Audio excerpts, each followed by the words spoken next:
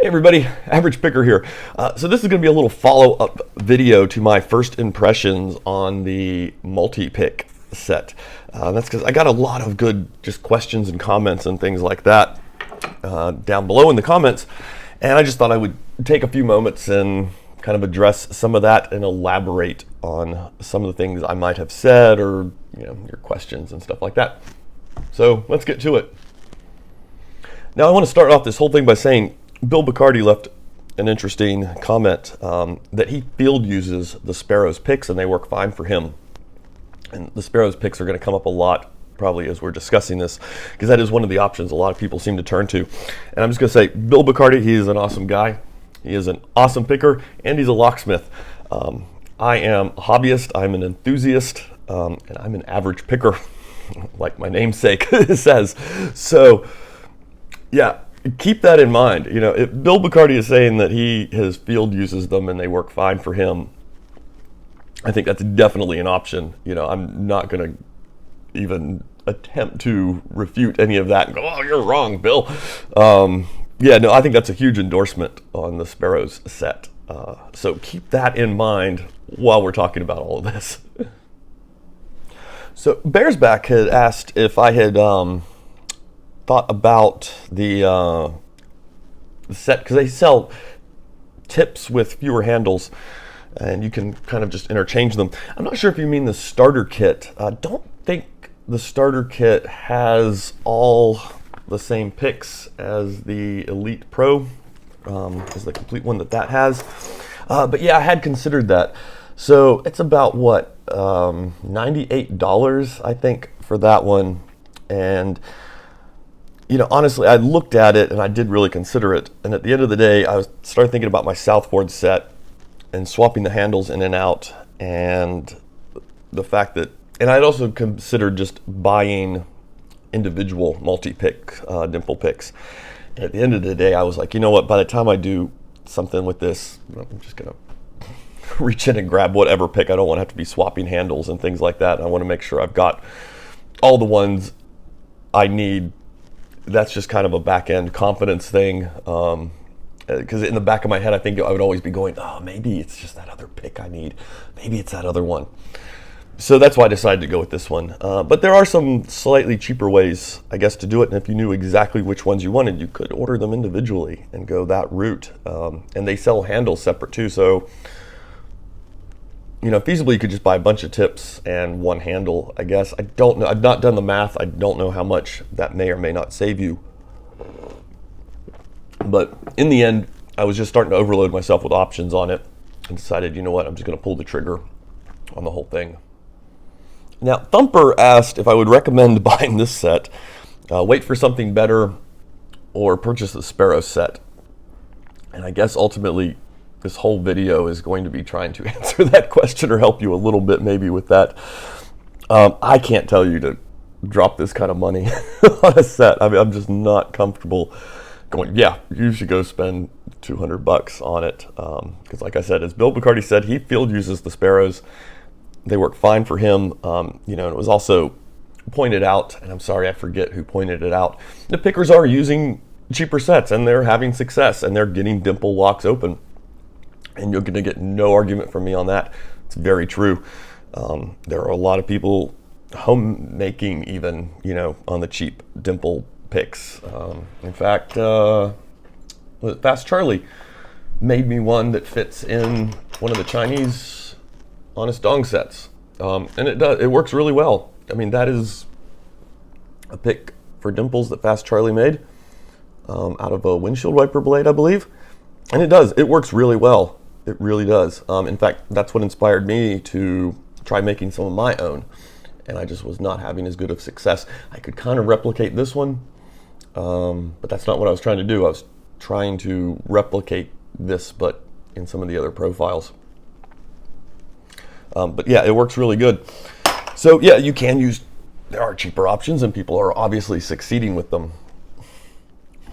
So to answer your question, Thumper, it's you and your personal dare against the world and your wallet, I suppose. I'm happy with the purchase.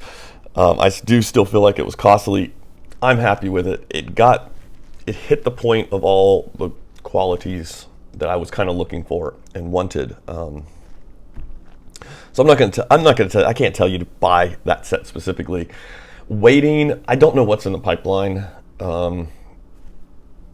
If someone's going to dump out a better set soon or not, you could be waiting a long time. It doesn't seem like there's a whole lot of push on the MultiPick front for developing new MultiPicks. But who knows? Maybe there is, and I'm not aware of it. Now, there was also a pretty good exchange between Wes, the lock picker, and 3Dog in the comments of the previous video. It's kind of worth going back and looking at, I think. It was a pretty neat exchange, and it covers a whole lot of different things. So I'm just going to try to lump this in and give you one big impression on some of the stuff that was gone over there. So on the honest dong front, because I had gotten these.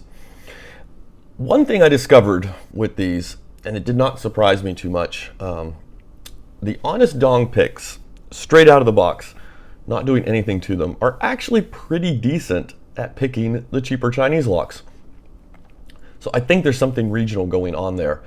The picks, like I said, they're good at picking the lower end the Chinese dimple locks. I had no issues with them, and I started wondering, why do they need to be modified?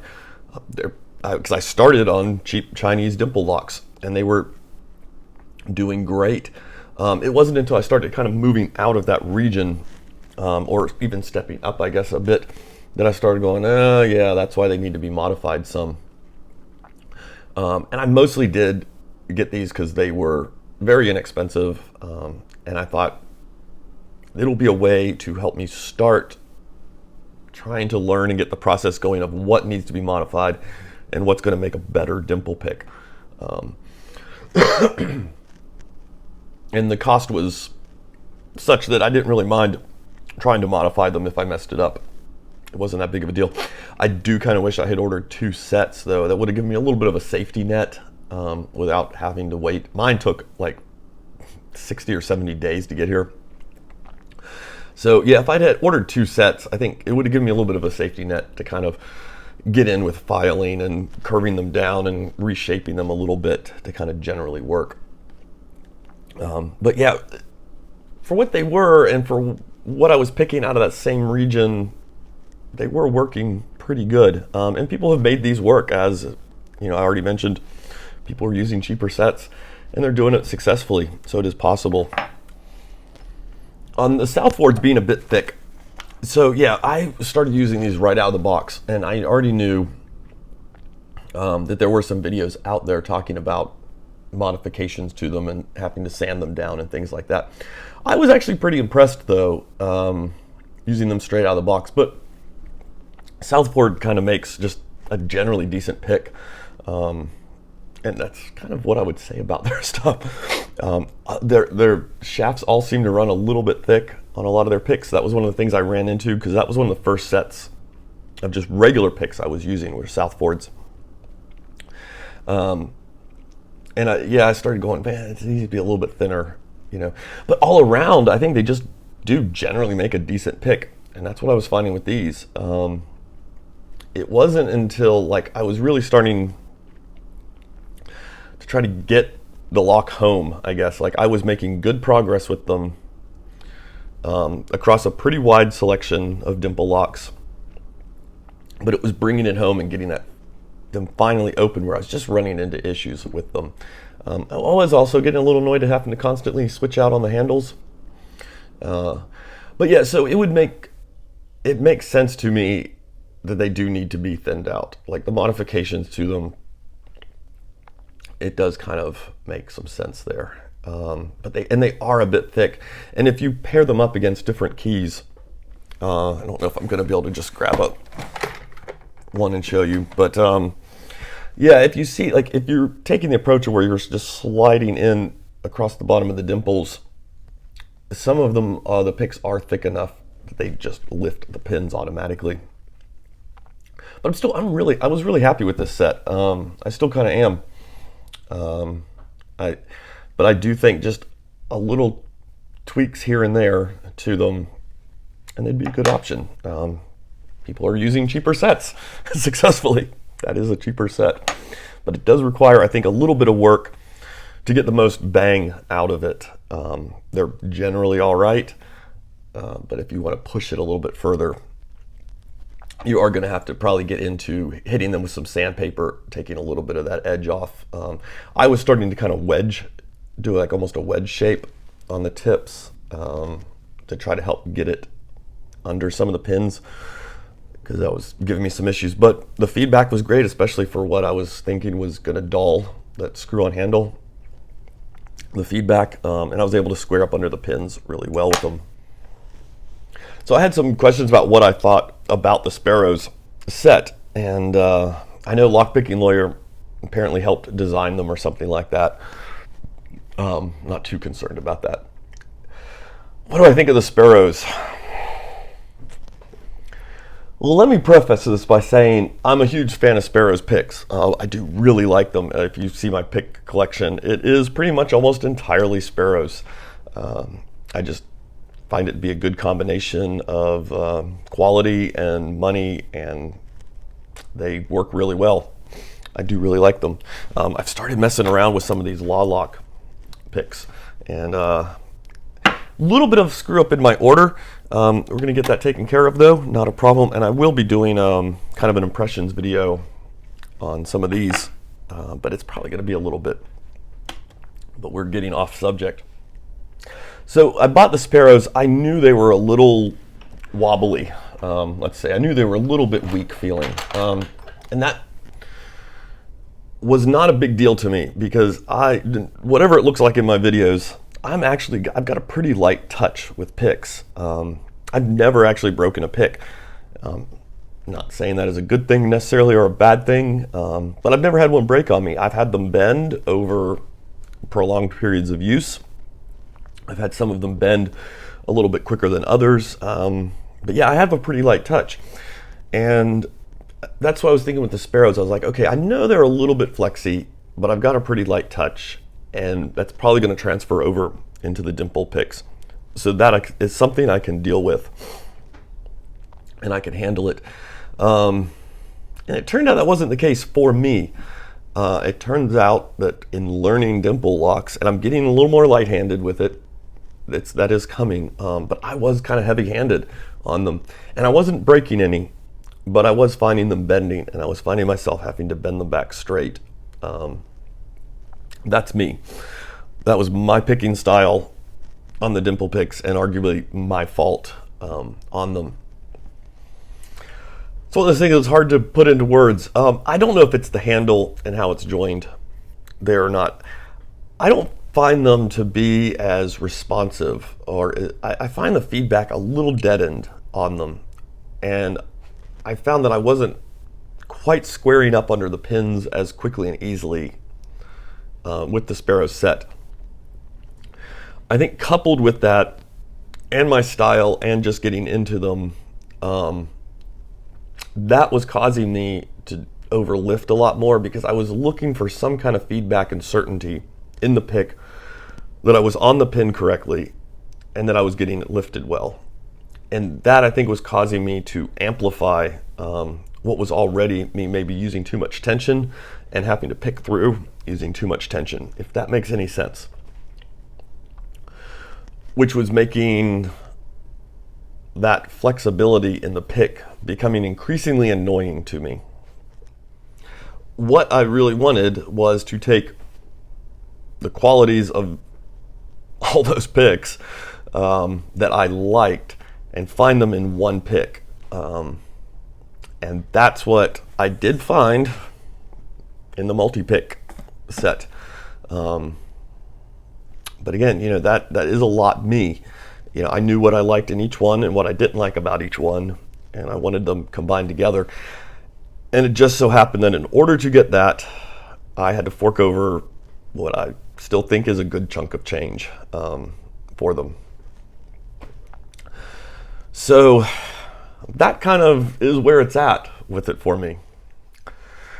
So I used to say with cars, if you can't afford your dream car, buy a used Honda Civic. There's a used Honda Civic in my driveway. I think that's a bit of what we're running into here.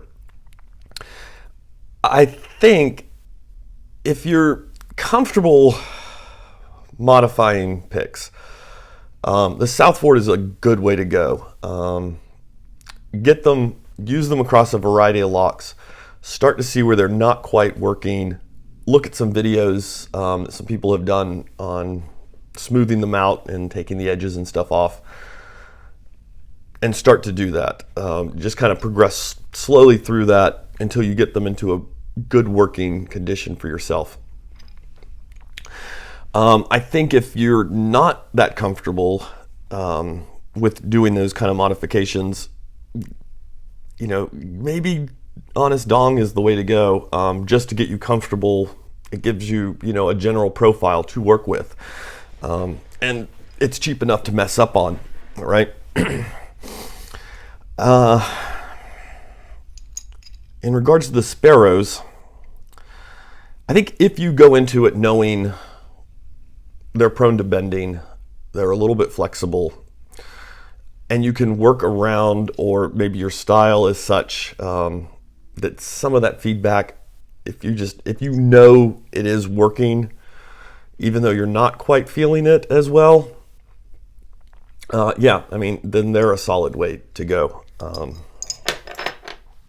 They're a solid way to go, and you're not going to have to do much work to them at all, really. In fact, there's really not much left to do to them. I think if you tried to take any more material off of them, they would just break. If you can work around the shortcomings in them, I think you're good. You probably, can use them just fine, and they'll work for you.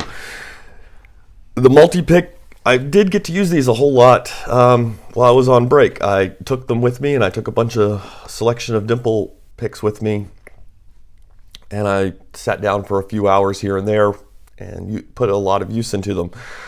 And I'm just generally happy with them. They're not magic picks. It's not, and I was not expecting them to be magic picks.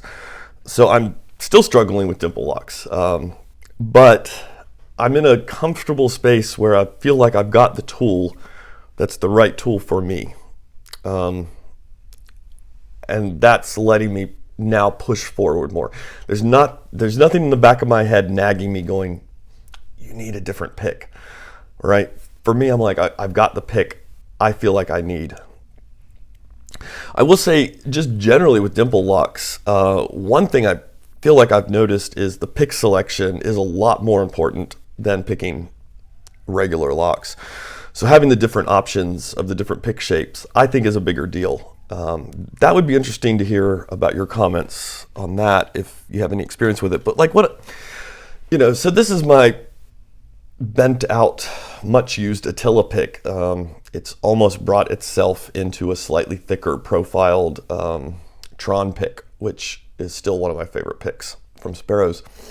And I use this 95% of the time. I even use it in locks where it's not really ideal. I mean, there's cases, especially like with Sargents, depending on the keyway profile, or quick sets. I know a DeForest is going to get me through there a little bit better, a little bit quicker. It puts you up a little bit closer to the pins. But this still works, and it works just fine, and I still use it constantly. It's the first go-to pick I use.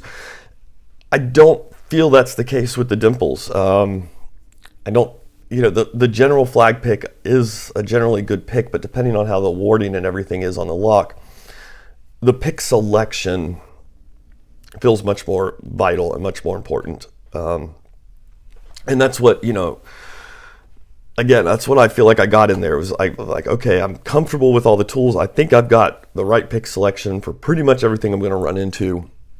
It's going to work generally well, and I'm happy with it.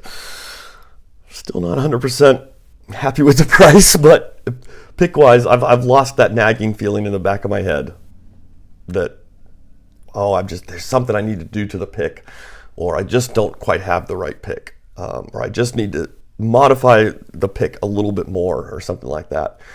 That nagging feeling is gone, and for that I have paid a premium. So yeah, there we go. I think maybe I've covered broad stroke most of the stuff that came up in the comments, and I hope that helps you a little bit, because yeah, it is kind of a big decision to make. And yeah, I think they're solid. I think it's a very solid little set. It is just pricey, and that I'm not a big fan of. But like I said, the other stuff will do just fine. I think if you're comfortable, again, just general wrap up here, if you're comfortable kind of modifying picks and taking just little bits of material off and working it very slowly, I think that's a solid way to go with the Southford. Use them, learn their limits, and modify accordingly, and I think you'll end up in the end very happy and with a good set. I think if you're not so comfortable modifying picks, and you're not maybe so certain what makes a good dimple pick, and you're just looking for a cheap option to get started on and maybe practice modifying and potentially ruin, the Honest Dong, good way to go. And I think if you can get around the shortcomings and you're comfortable with it, the Sparrows is a solid choice. And again, Bill Bacardi said he field uses them and they work fine for him. Hey, that is a huge endorsement on them, I think.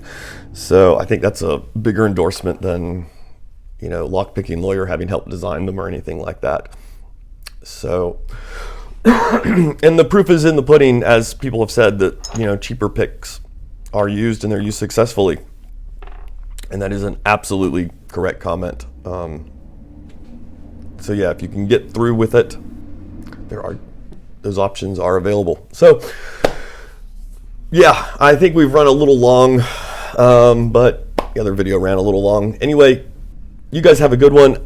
I'm going to get to doing some of the repairs and other things that I've been putting off for a few days. And there we go. Have a good one, everybody.